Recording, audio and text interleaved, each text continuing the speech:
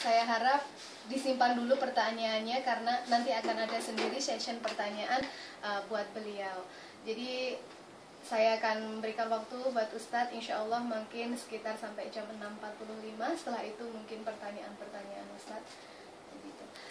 Oke, langsung saja kita persilahkan Ustadznya untuk mungkin memperkenalkan diri terlebih dahulu kepada kita yang sudah hadir di sini. Sekian dari saya. Assalamualaikum warahmatullahi wabarakatuh. Waalaikumsalam warahmatullahi wabarakatuh. Saya di atas, Bu. Enggak apa-apa. Bukan saya tidak mau di bawah. Saya lagi ada asam urat. Ya, Enggak apa-apa. Pengawas. Seperti saya bilang.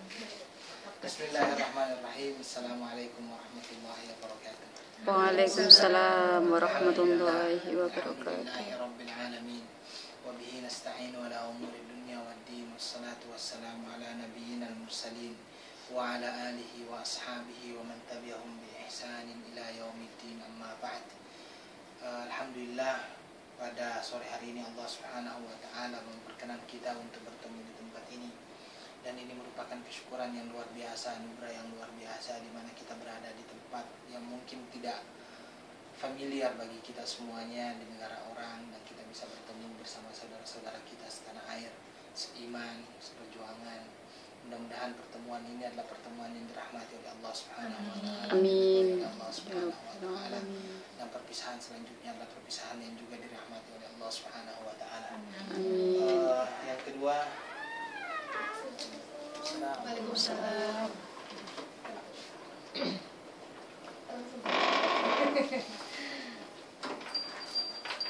Yang kedua, salawat dan salam kepada Nabi Muhammad sallallahu alaihi wasallam. Allahumma shalli Allah alaihi. Subhanahu wa taala.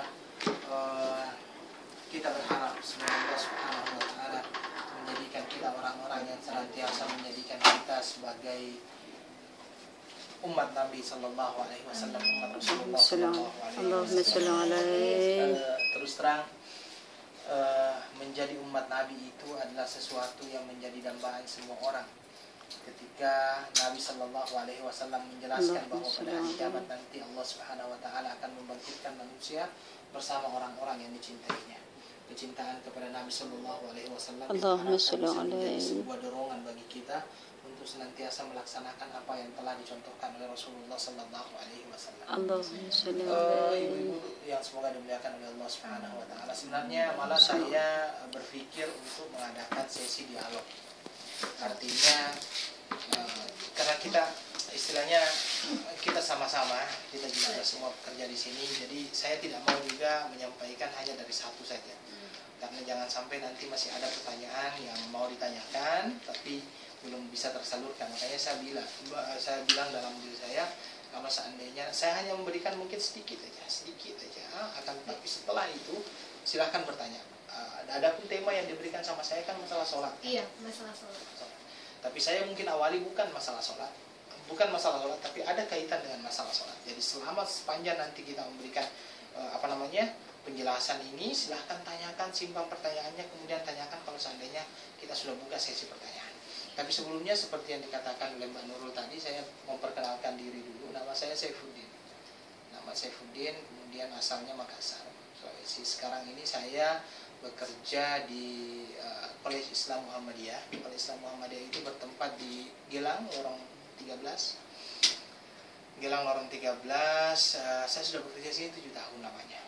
Alhamdulillah. 7 tahun lamanya. Alhamdulillah 7 tahun ini ya mudah-mudahan bisa membawa berkah lah. Amin ya rabbal alamin. Di sini.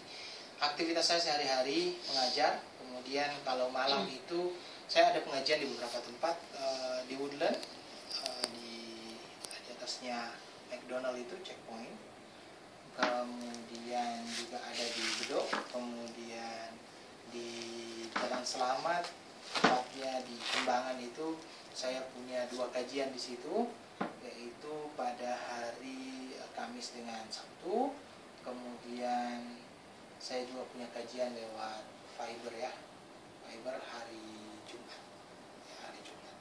Ini beberapa kegiatan saya yang ada di Singapura. Saya mempunyai 4 orang anak. Namanya semuanya diawali dengan N, ya. Yang pertama namanya Nadia Sabilina Putri, kemudian Naila Salsabila Saif, kemudian Nawab Muhammad Al-Fatih, dan terakhir Naif El-Muayyid Saif. Nah, itu nama-nama anak saya. Lupa dengan.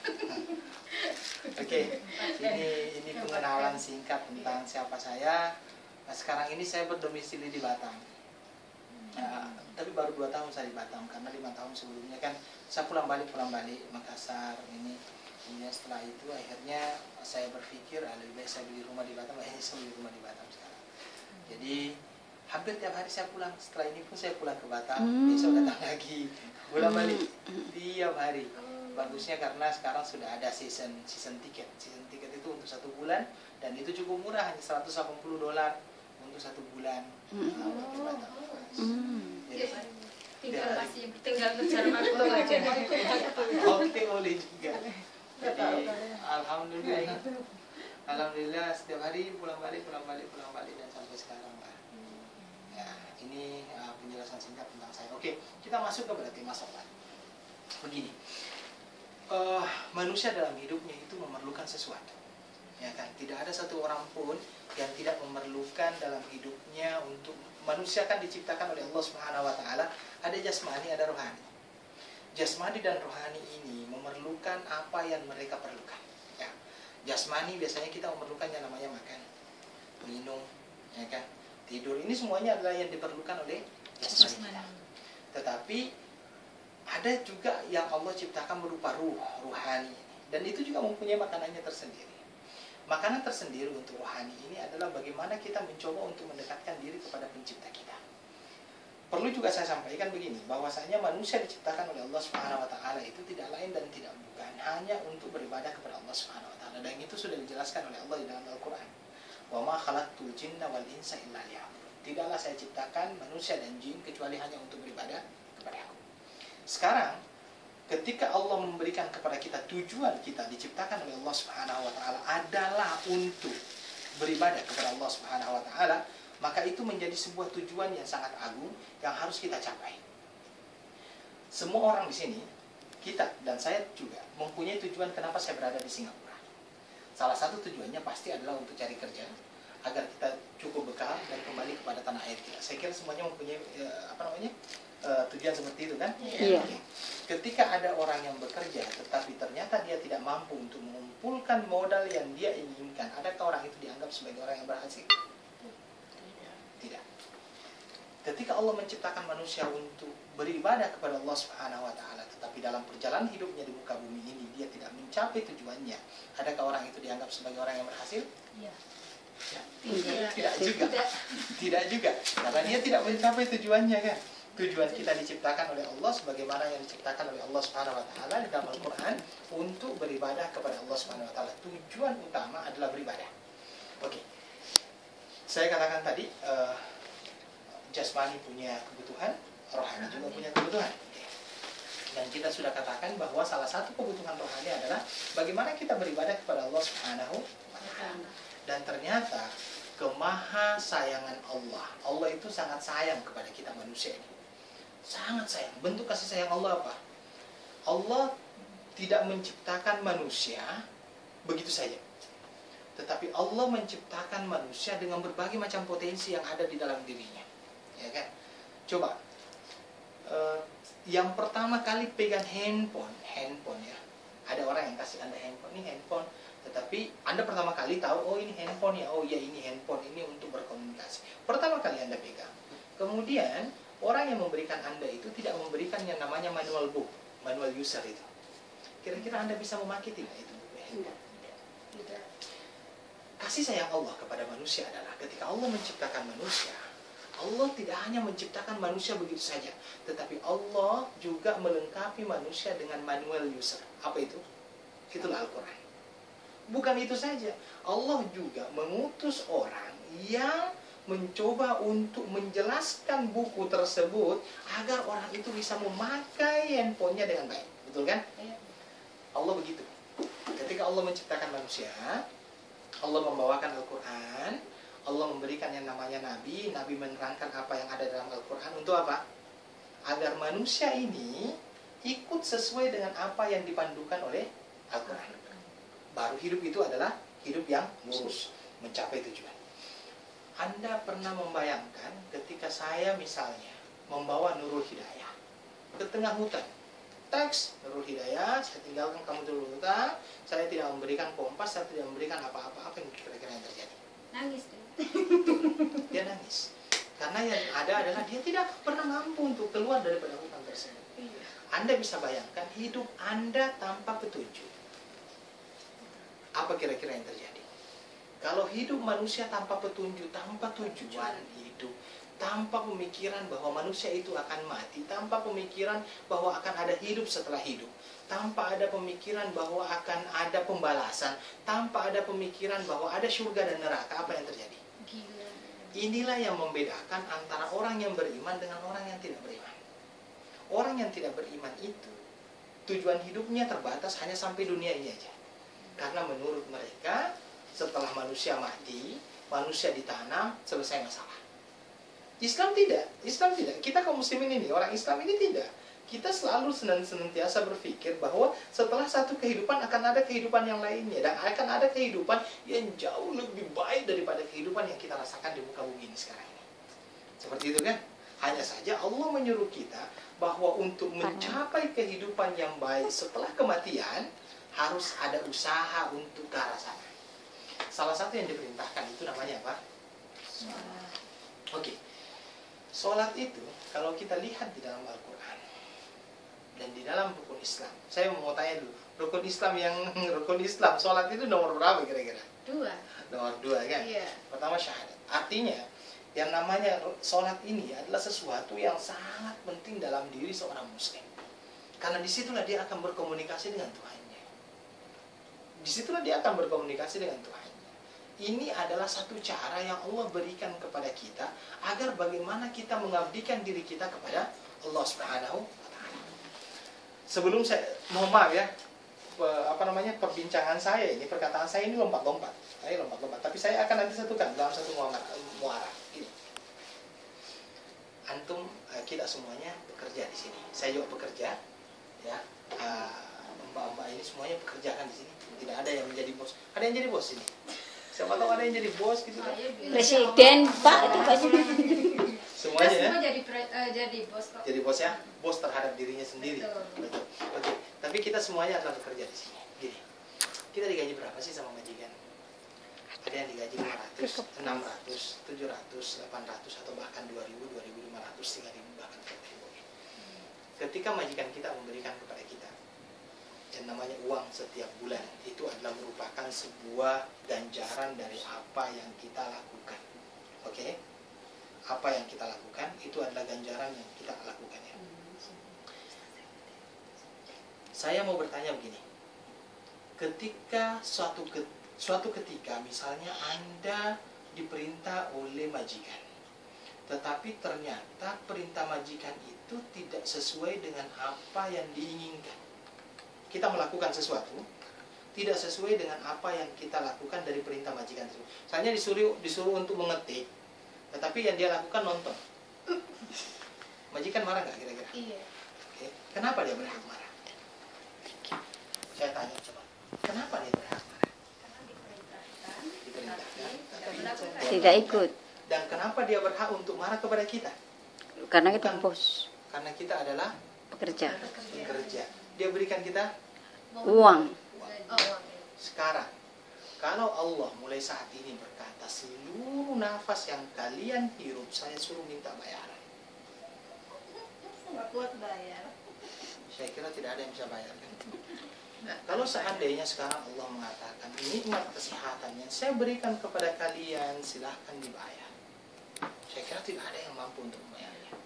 Ketika kita memahami itu, maka sebenarnya begini, kenapa kita tidak melakukan segala apa yang diperintahkan oleh Allah?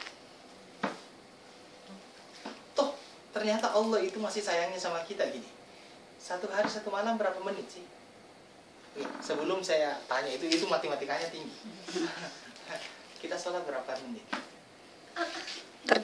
Tergantung, Pak. 5 sampai 10. Kita ambil yang paling tinggi ya. 5 menit. 10. 10. Kan beliau mengatakan 5 sampai 10. Berarti Iya. 5 menit, 15 menit juga. 5 sampai 10. Kalau 5 kali 5 25. 5 kali 10 50. 50. Satu 1 hari 1 malam itu berapa menit? Kalau 1 jam 60 menit, kalau 10 jam adalah 600 menit, kalau 20 jam adalah 1200 menit. Ditambah 4 jam, 4 kali 6, 240. 240 tambah 1200 adalah 1440 menit. Sehari semalam ternyata kita hanya melakukan untuk sholat 50 menit saja. Yang saya mau katakan begini, ternyata yang diminta oleh Allah itu tidak banyak. Tidak banyak. Walaupun yang diminta oleh Allah itu tidak banyak, tetapi banyak di antara kita yang tidak melakukan yang namanya sholat.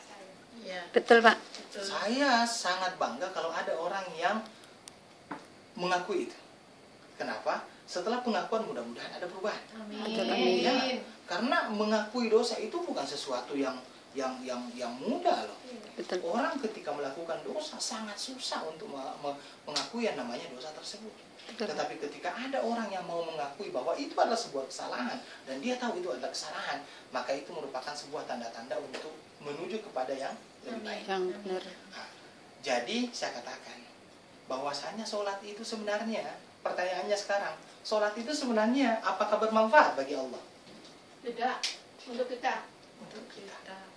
Istilahnya gini, kalau seandainya seluruh dunia ini tidak sholat, kira-kira Allah turun pangkat nggak? Tidak. Tetap Tuhan kan? Ya. Kalau seluruh manusia di muka bumi ini sholat, apakah Allah naik pangkat? Tidak. Tetap. Istilahnya kalau begitu, tidak sholat tidaknya seseorang tidak ada pengaruhnya bagi Allah. Yang menjadi permasalahan sebenarnya adalah bagaimana orang ini melaksanakan kewajiban dia. Saya kadang-kadang berpikir gini tuh. Ada orang yang berdoa meminta kepada Allah, ya Allah, percepat ini, percepat ini, percepat ini, percepat ini, percepat ini. Banyak sekali yang dia perlukan. Tapi pertanyaannya, kewajiban dia kepada Allah dia laksanakan tidak? Kadang-kadang kita memikirkan hak tapi lupakan kewajiban. Banyak yang seperti itu.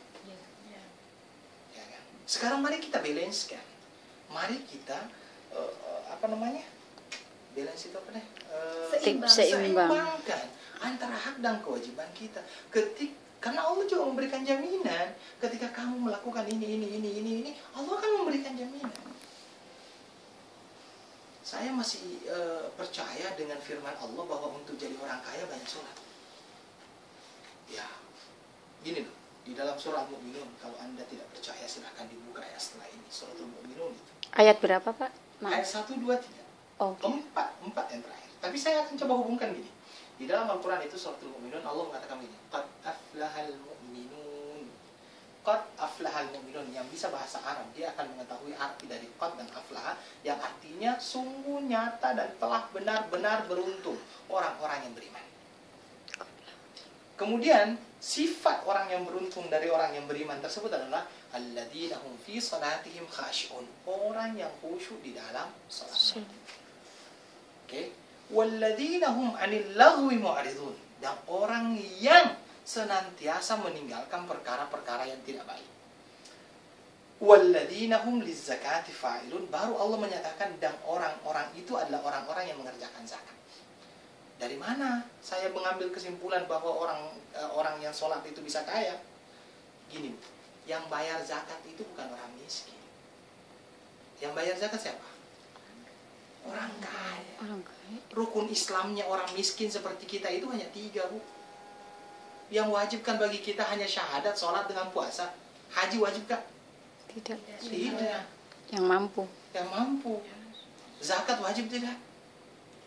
Tidak. Bagi orang kaya kan yang zakat itu. Maka ketika Allah mengatakan setelah sholat bahwa yang dia adalah orang-orang yang membayar zakat, saya tunjukkan bahwasanya orang sholat itu adalah orang kaya. Ya kan? Iya. Orang sholat itu adalah orang yang kaya. Kemudian yang kedua, dia meninggalkan hal-hal yang tidak baik. Sholat, tinggalkan hal-hal yang tidak baik, jawabannya dia akan jadi orang kaya. Maka di zaman Nabi, sahabat Nabi banyak orang kaya. Hanya saja dia banyak berinfak. Mau ya saya katakan. Di zaman Nabi itu orang paling malas baca Quran adalah orang yang membaca Al-Quran 1 juz 1 hari.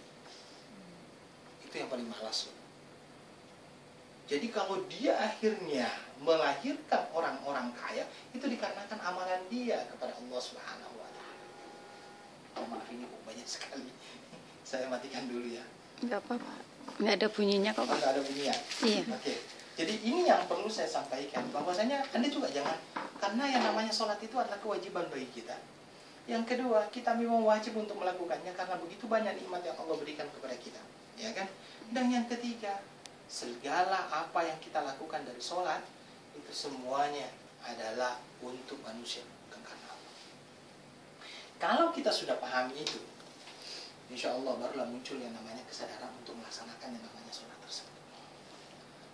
Saya kira untuk awal ini kan sudah 25 menit ini saya sampaikan. Saya akan buka pertanyaan saja, silahkan. Okay. Pertanyaan apa saja silahkan, baik yang berkenaan dengan masalah sholat, di luar sholat pun silahkan. Saya buka, silahkan. Wallahu ta'ala alam. Ini kadang kita ya namanya kerja sama orang ya. Kadang namanya sholat maghrib itu biasanya kan dinner time ya. Dinner. Jadi kadang-kadang sudah mepet gitu loh. Saya baru wudhu, baru selesai wudhu udah azan isya. Dan ini jadi termasuk ini yang saya pertanyakan itu. Jadi saya sholat maghrib itu udah masuk kodok ataukah biasa masih wajib biasa? Baik, alhamdulillah wassalatu wassalamu ala rasulillah. Berkenaan dengan masalah ini ada hadis dari Nabi sallallahu alaihi wasallam yang menyatakan man adraka raka'atan minas salati faqad adraka as-salah. Artinya barang siapa yang mendapatkan 1 rakaat dari sholat sebelum masuknya sholat lain, maka sesungguhnya dia sudah mendapatkan waktunya sholat tersebut.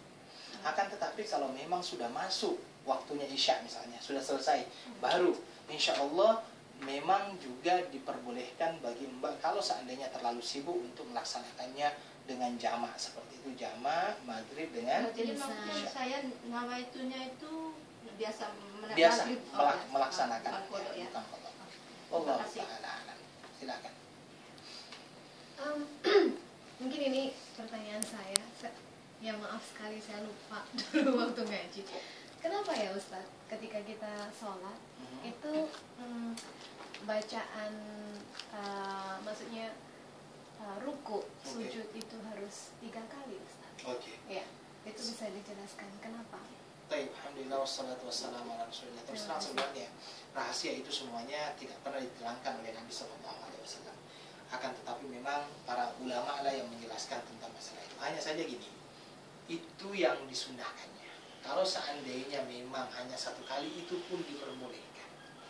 Jadi subhanarabbil a'la, Subhana rabbiyal azim Wa bihamdihi. itu itu 3 sebenarnya kali ya. satu kali juga boleh. Tapi kalau mau diambil 3 kali itu jauh lebih baik. Yang penting ganjil gitu ya. Yang penting ya. Oh, oke. Begitu juga dengan wudhu kan, kita Ya, harus melakukannya ya, selama 3 kali 3 3 kali. kali, 3 kali. Apakah maknanya juga sama dengan ketika kita Sama-sama mengerjakan maknanya, sholat? bahwasanya itu untuk pertama bahwasanya Allah memang suka yang ganjil. Yang ganjil, ya. Allah ta'ala. Ada yang lain silahkan. Saya waktu di Arab ya, kalau musim sejuk, Mhm. orang wudhu, majikan saya itu dia kan kaos kaki, cuma gini aja, Oke. kaos kakinya nggak dilepas. Baik. Itu memang di dalam hukum Islam ada namanya al-mashu 'alal jawrabain dengan al-mashu 'alal khuffain. Itu diperbolehkan semuanya. Oh, Jadi diperbolehkan. Tapi ada beberapa syaratnya. Yang pertama syaratnya adalah kita memakai stocking tersebut ataupun kaos kaki tersebut dalam keadaan bersih. Maksudnya dalam keadaan bersih. Kita wudhu dulu nih. Kita wudhu jangan pakai stocking dulu. Kemudian setelah selesai wudhu baru kita pakai yang namanya stocking itu dengan niat untuk membasuh kalau seandainya batal. Itu yang pertama syaratnya. Jadi ketika sudah kita masukkan dalam keadaan sudah berwudu itu, datang waktu sholat, di tengah perjalanan menuju sholat itu ada yang membatalkan, maka ketika wudu boleh tidak membuka yang namanya kaos kaki, tapi cukup untuk mengusap bagian atasnya saja. Ini namanya al-mashu 'alal jawrabain. Bagian atasnya saja itu 1 kali atau 3 kali juga boleh, ya. Dan syarat keduanya, kaos kaki yang kita pakai yang diusap itu wajib untuk dipakai sholat bersama kita. Perlu antum ketahui dan anda ketahui, Nabi itu sholat selalunya pakai sendal dengan pakai sepatu. Karena di zaman Nabi yang namanya masjid itu tidak ada yang pakai karpet. Itu adalah tanah dengan pasir, sehingga Nabi sholat itu pakai sepatu. Itulah ada namanya al-mashu alal khuffain. Khuffain itu di atas sepatu, mengusap juga, tidak perlu dibuka. Yang ketiga, syaratnya adalah bahwasanya orang itu tidak junub selama memakai sepatu itu. Dan yang keempat, untuk musafir 3 hari 3 malam, untuk yang mukim tidak musafir ya, itu dia boleh lakukan 1 hari 1 malam atau 5 kali waktu sholat. Allah Ta'ala, itu boleh. Ada yang lain? Mungkin gini, waktu pembacaan surat setelah Al-Fatihah ya Ustaz, apakah benar bahwa ayat yang kedua itu suratnya harus di bawah ayat yang pertama? Misalnya seperti ini, kita baca apa ya? Misalnya ayat pertama qul a'udzu birabbin anas gitu ya. So ayat yang kedua itu kalau nggak falak ya ahad gitu. Apakah benar seperti itu? Tidak boleh sebaliknya yang Malah terbalik. malah terbalik ya? Ya, Jadi ahad falak, Aha. baru anas. Oh, anas Itu seperti itu ya. sunnahnya dari Nabi. Oh, oke. Itu sunnahnya. Ya. Nah, itu sunnahnya dari Nabi, bahwasanya diambilnya dari atas ke bawah gitu kan. Iya. Peraturan. Aha. Nah, itu sunnahnya. Oh, Jadi tapi kalau seandainya ada yang menyalahi, boleh juga. kadang kan lupa kita gitu. Jadi mungkin biasanya saya ahadnya yang terakhir gitu kok. Mungkin ini saya lupa atau terbalik gitu. Jadi kadang di ayat pertama itu saya baca Al-Falaq gitu, terus ayat yang terakhir Anas gitu. Sebenarnya benar ya? Ya, saya kira bahwa Al-Falaq terus kemudian ayat yang kedua itu baru saya maunya ahad gitu. Boleh. Jadi itu sebenarnya hanya sunat dari Nabi. Jadi kalau seandainya memang maunya seperti itu sunat dari Nabi SAW, dan itu yang terbaik. Allah. Iya. Tapi Kenapa? oke. Silakan. Ya, tapi kalau suratnya apa yang sebisa semampu kita, nggak apa-apa kan Pak ya? Boleh. Oh. Kalau seandainya yang kita hafal hanya qul huwallahu ahad rakaat pertama, Allahus samad rakaat kedua. Oke. Allah itu tidak membebankan hambanya sesuatu yang tidak mampu Betul. Allah hambanya lakukan. Terus Ustaz, kalau kita cuma jamaah dua. Assalamualaikum. Waalaikumsalam warahmatullahi wabarakatuh.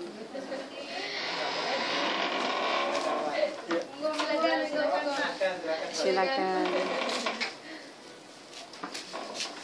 Silakan di sini atas Pak. Pak Wong, Enggak apa-apa. nunggu yang lainnya ya. Kita Ya, ikutin. boleh. Pak Sorry. Saya di Kenapa? Saya di atas ini, Pak. Nggak apa-apa Pak, monggo silakan. Pak Didi mau di atas.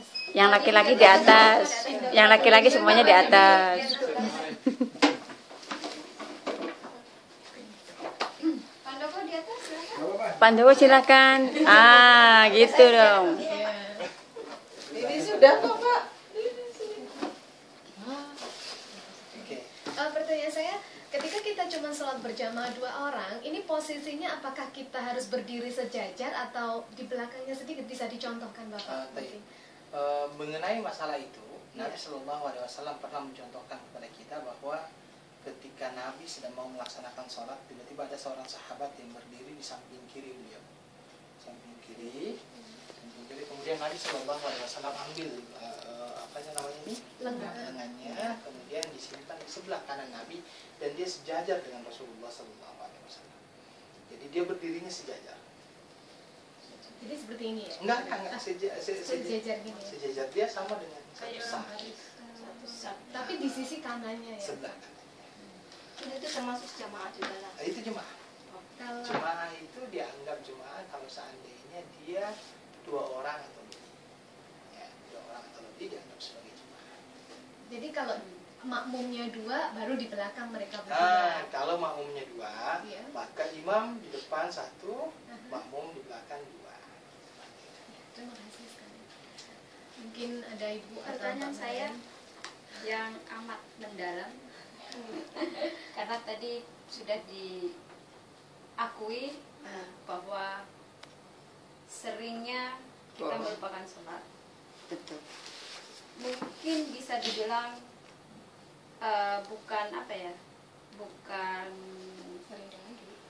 ya memang sering, dan itu mungkin ada kesengajaan juga, ada juga karena waktu, kecapean. Dengan suatu pekerjaan juga. Nah, ini kan sudah bertahun-tahun lamanya, pasti. Dan saya mengalaminya hal tersebut. Gitu. Cara dan apakah untuk menghapusnya ataupun tidak menghapus ya, mengembalikan Dosa-dosa. bukan dosa, kebiasaan dosa. sholat. Menebus ya, Ah, bahasanya menebus. menebus sholat yang kita tinggalkan tersebut, baik itu disengaja maupun tidak disengaja. Baik, alhamdulillah wassalatu wassalamu ala Rasulillah. Sebelum kita memasuki bahwa bagaimana cara agar segala apa yang kita tinggalkan itu dapat kita capai kembali. Satu hal yang setelah saya terangkan tadi tentang beberapa nikmat yang Allah berikan kepada kita, maka yang kedua saya katakan begini. Ada satu status yang tidak pernah lepas dari diri seorang manusia. Status itu tidak pernah lepas dari diri seorang manusia, mulai dari ketika manusia itu tidak ada sehingga menjadi ada dalam perut ibunya. Kemudian ketika dia dilahirkan oleh ibunya, sampai akhirnya dia menuju kepada satu alam yang bernama alam barzah, dan kemudian setelah itu dia akan menuju kepada alam namanya alam akhirat. Ada satu status yang tidak pernah lepas dari diri seorang manusia. Itu statusnya status hamba. Oke, hamba kepada siapa? Hamba kepada Sang Pencipta. Hamba kepada Sang Pencipta. Makanya ini tidak pernah lepas dari diri seorang hamba. Makanya jangan dilepaskan, jangan dilepaskan. Ketika kita mengakui bahwa kita adalah seorang hamba daripada Sang Pencipta, maka apapun yang akan diperintahkan oleh Sang Pencipta kepada kita sebagai seorang hamba, tidak ada satupun jalan bagi kita untuk mengingkari hal tersebut. Ya kan? Karena ternyata Sang Pencipta kita, Tuhan kita adalah yang telah memberikan kepada kita segala apa yang kita perlukan dalam hidup kita di muka bumi ini. Ini untuk penyadaran saja. Bagaimana kalau seandainya selama ini kita berada di dalam sebuah keadaan di mana kita meninggalkan perintah-perintah yang telah diperintahkan oleh Allah Subhanahu wa taala, maka Allah juga memberikan sebuah jalan keluar. Jalan keluar yang diberikan oleh Allah itulah yang dinamakan dengan taubat. Dalam hadis dikatakan at-taibu minadz dzambi kaman la dzambalah. Orang yang bertaubat dari sebuah kejahatan atau kemaksiatan itu bagaikan orang yang tidak mempunyai dosa. Artinya kan bahwasanya ketika seseorang mengakui bahwa sesungguhnya dia adalah orang-orang yang berdosa di hadapan Allah Subhanahu wa taala, ternyata ada satu jalan nih. Jalan itu yang bernama taubat. Dan pintu taubat itu akan senantiasa dibuka oleh Allah Subhanahu wa taala. Ya, bahkan di dalam riwayat dikatakan bahwa ada sebuah cerita. Cerita ini adalah tentang seseorang di Bani Israel yang telah membunuh 99 orang. Ketika dia sudah membunuh 99 orang ini, maka dia datang kepada seorang ahli ibadah. Dia berkata kepada ahli ibadah itu, "Wahai ahli ibadah, saya adalah orang yang sudah membunuh 99 orang. Adakah jalan bagiku untuk bertaubat kepada Allah Subhanahu wa taala?" Kata ahli ibadah tersebut, "Tidak ada. Tempatmu neraka." Akhirnya orang yang membunuh 99 itu langsung dia angkat pedangnya kembali. Kemudian kalau dia berkata, "Kalau begitu saya cukupkan 100. Dia bunuh ahli ibadah itu. Setelah dia bunuh ahli ibadah itu, dia cukupkan 100. Kemudian dia mencari seorang alim. Ketika dia